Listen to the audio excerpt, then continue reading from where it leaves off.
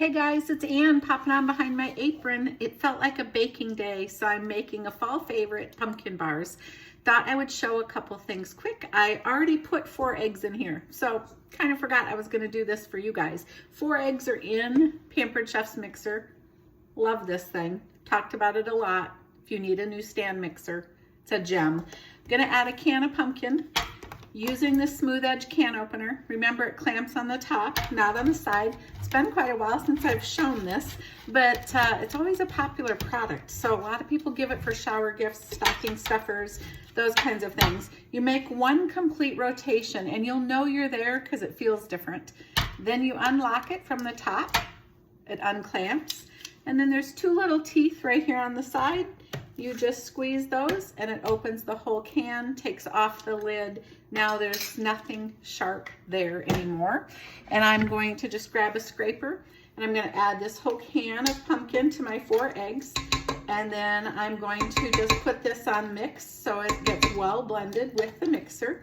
And then I am making a little change. This is the pumpkin bar recipe that's in my Second Harvest cookbook, in case you're wondering which recipe I'm using. And it calls for a jelly roll pan. But I happen to love our modular sheet pans. You get 2 of this little size. It's about a 6 by 8. And 1 this size that's not quite a 9 by 13. And I love this situation. 2 of these, 1 of these comes in the set because I'm going to give some of these pumpkin bars away. And there's no pretty way to cut pumpkin bars. So you either make them individually in the brownie pan if you want to give them away, or I use these and I use the modular pans. So that is what I'm going to make my pumpkin bars in today. Okay, so in the mixer is now the pumpkin and the eggs, okay? I'm gonna add 1 cup of oil. And again, I started doing this before I thought to show you guys. Easy read measuring cups. You don't even have to lift them up to measure. You can see the lines right through the cup. So you pour until you hit the 1 cup mark. So that makes it super easy for baking. So go ahead and add the oil to your pumpkin and egg mixture. Again, turn the mixer on so it gets blended. And then we're going to add all the dry ingredients just until it's mixed. And I'm using the stainless steel, the small bowl from the stainless steel bowl set to prep that. So this is really easy because it's 2 cups of flour, 2 cups of sugar, 2 teaspoons of cinnamon. And you guys, our Korinji cinnamon is back in the line for fall baking season. It is the best cinnamon out there. 2 tablespoons of baking powder. And then you switch and you do 1 teaspoon. Did I say tablespoons? I'm sorry, let's start over on the seasonings. 2 teaspoons cinnamon, 2 teaspoons baking powder, 1 teaspoon baking soda, and a 1/2 teaspoon of salt. So that's all the dry ingredients, and we're just going to add them to the wet.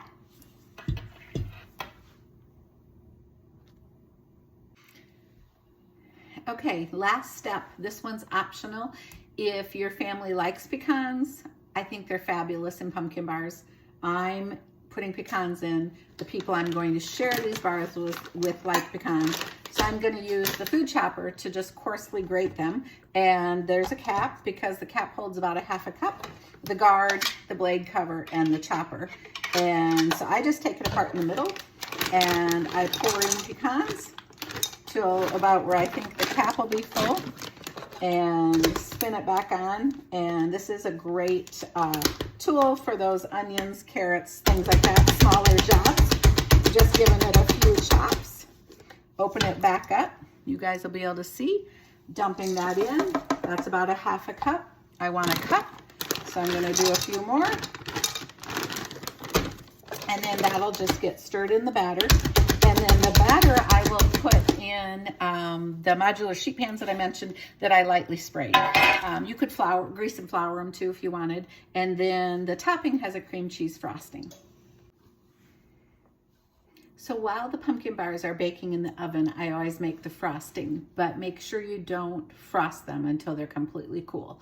If you try to frost when they're even a little bit warm, you'll struggle pulling it across because this is a cream cheese frosting. So I have already added 4 tablespoons of cream cheese and 4 tablespoons of butter.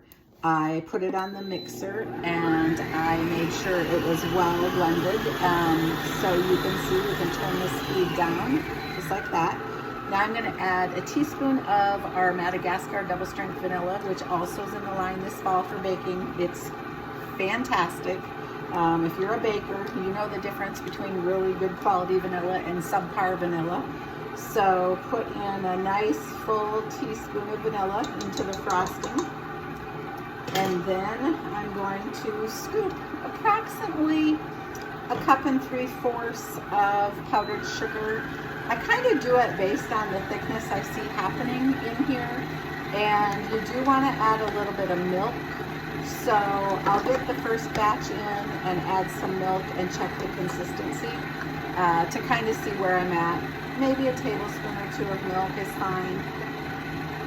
And then we will have the best cream cheese frosting. This frosting is also wonderful for making cupcakes. I love it on banana bars, drizzled on cinnamon rolls. So a lot of fun to do with this particular frosting. And with the double strength beautiful vanilla, it's a dark creamy color too, which I just think is the best. So enjoy.